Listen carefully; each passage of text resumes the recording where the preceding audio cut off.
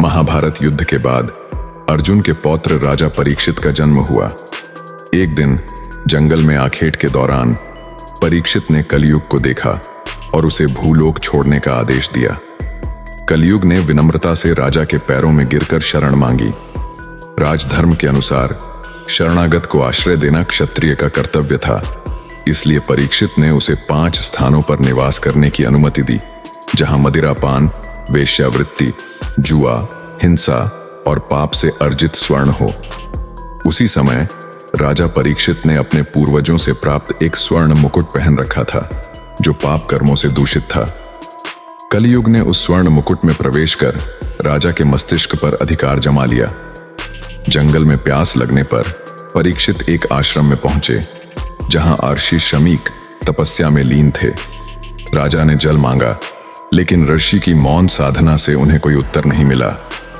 कलयुग के प्रभाव में आकर क्रोधित परीक्षित ने ऋषि के गले में मृत सर्प डाल दिया और महल लौट गए। मुकुट उतारते ही परीक्षित को अपने अनर्थ का एहसास हुआ और वे क्षमा मांगने ऋषि के पास पहुंचे, लेकिन वहां पहले से ही ऋषि के पुत्र श्रृंगी उपस्थित थे, जिन्होंने पिता के अपमान से क्रोधित होकर श्राप दिया कि 7 दिनों के भीतर तक्षक नाग के डंसने से परीक्षित की मृत्यु हो जाएगी। परीक्षित ने यह श्राप सुन लिया और अत्यंत दुखी हुए। अपने पाप का प्रायश्चित करने और मोक्ष प्राप्ति के लिए उन्होंने श्रीमद् भागवत कथा का श्रवण किया। उनके सुरक्षा के लिए सप्ततल प्रासाद का निर्माण किया गया, लेकिन 7वें दिन तक्षक नाग किसी तरह महल में प्रवेश कर राजा को डस लिया, जिससे उनकी मृत्यु हो गई।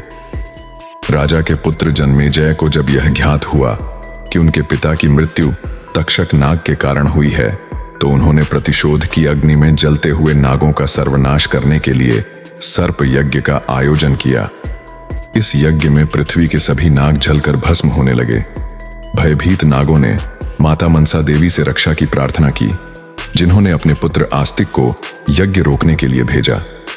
आस्तिक के प्रयासों से यज्ञ रुका और नागों का विनाश टल गया। समय बीतता गया और जन्मेजय की भी मृत्यु हुई, किंतु नागों ने प्रतिशोध में उनकी आत्मा को पाताल लोक में कैद कर लिया। कलयुग के प्रारंभ में एक बालक का जन्म हुआ, जिसे अशुभ नक्षत्रों में जन्मा मानकर माता पिता ने समुद्र में फेंक दिया। एक विशाल मछली ने उस बालक को निगल लिया। वर्षों तक मछली के पेट में रहते हुए बालक ने भगवान शिव द्वारा योग के रहस्य सुने और साधना प्रारंभ कर दी। 12 वर्षों के बाद एक मछुआरे ने मछली को पकड़कर उसका पेट चीरा, जिसमें से वह बालक जीवित निकला। मछुआरे ने उसे पाला, लेकिन बालक करुणामयी हृदय के कारण मछलियों को छोड़ दिया, जिससे क्रोधित होकर मछुआरे ने उसे घर से निकाल दिया। बालक ने साधना और तपस्या में अपना जीवन लगा दिया और आगे चलकर वह गुरु मत्स्येंद्रनाथ के नाम से प्रसिद्ध हुए। एक दिन भिक्षा मांगते हुए गुरु मत्स्येंद्रनाथ एक महिला के घर पहुंचे, जो संतानहीन थी। गुरु ने उसे पुत्र प्राप्ति का आशीर्वाद दिया, लेकिन भयवश महिला ने वह प्रसाद गोबर के ढेर में फेंक दिया। 12 वर्षों बाद उसी गोबर से एक बालक प्रकट हुआ, जो गोरखनाथ के नाम से प्रसिद्ध हुआ। गुरु गोरखनाथ ने राजस्थान के ददरेवा गांव में तपस्या की, जहां चौहान राजवंश की रानियों में से एक बाछल सच्चे मन से उनकी भक्ति करने लगी। उसकी श्रद्धा से प्रसन्न होकर गुरु गोरखनाथ ने उसे एक तेजस्वी पुत्र का आशीर्वाद दिया, लेकिन ईर्ष्या के कारण बाछल की बहन कांच ने गुरु से आशीर्वाद लेकर 2 पुत्रों को जन्म दिया। बाछल ने गुरु के चरणों में जाकर आशीर्वाद मांगा, जिससे गुरु को छल का पता चला। उन्होंने बाछल को एक वीर पुत्र का आशीर्वाद दिया, जो कांच के पुत्रों का अंत करेगा। गुरु गोरखनाथ ने पाताल लोक से जन्मेजय की आत्मा को मुक्त किया और उसे बाछल के गर्भ में स्थान दिलाया। जन्म के बाद यह बालक वीर गोगा जी के नाम से जाना गया, जिसने नागराज तक्षक को परास्त कर गाड़ीवान को पुनर्जीवित किया। माता बाछल के मायके पहुंचने पर उसके पवित्रता की परीक्षा ली गई, जिसमें वह सफल हुई। इसके बाद बाछल को ससम्मान ससुराल लाया गया और वीर गोगाजी का जन्म वहीं हुआ। गोगाजी ने भविष्य में कांच के पुत्रों का वध किया और अपनी वीरता से लोक देवता के रूप में पूजित हुए।